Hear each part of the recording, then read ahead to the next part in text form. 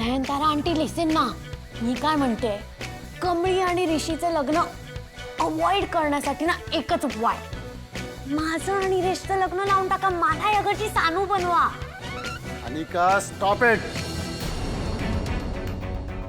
सगळ्यात आधी तू ऋषी बद्दल जे काही बोलतेस ना, ते बोलणं आधी बंद कर. आणि ऋषीच्या लग्नाबाबत जो काय निर्णय घ्यायचा आहे ना, तो आमचा आम्ही घेऊ. तुझ्या सजेशनची त्याला गरज नाही. आणि खरं तर तुझ्याही लग्नाबाबत तू हे असं परस्पर बोलता कामा नये, कळलं का? कारण तुला कुठल्याही गोष्टीची अजून समज नाहीये आणि अक्कल पण नाहीये. तू आता तुझ्या घरी जावंस हेच बरं आहे. जा.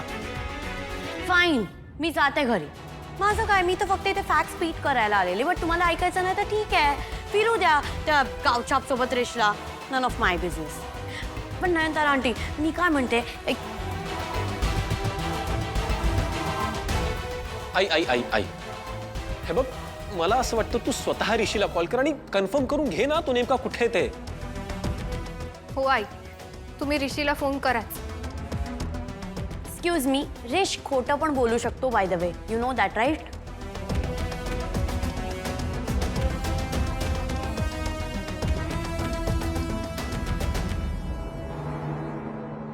ऑफिसला येतोस ना रे, इनशर्ट बिनशर्ट टाईट करून येत जा ना. कसा आहे तो ऑफिसला? माझा बघ इनशर्ट कसा आहे ना, व्यवस्थित असा येत जा ऑफिसला. जरा थांब. चल निघ आता, निघ निघ निघ. हा मॅडम. साहेब ऑफिसमध्येच? हो म्हणजे काय, टच आहे. ऋषी कुठे आहे?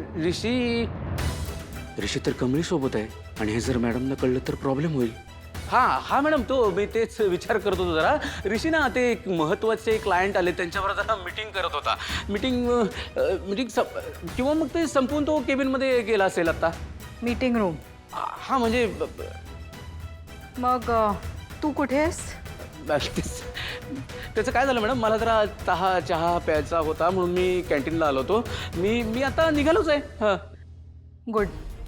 एक काम कर, आत कॅबिनमध्ये जा आणि तिथून जाऊन मला व्हिडिओ कॉल कर. मला ऋषीशी बोलायचं आहे. हो हो म्हणजे काय, करतो ना मॅडम, लगेच करतो. आता काय करू, ऋषी तर ऑफिसमध्येच आलेलं नाही आहे. साहेबा. हा मॅडम. हां जातोयस ना केबिनमध्ये? हे काय निघालंच मॅडम, खूप जिन आहेत ना. मी करतो.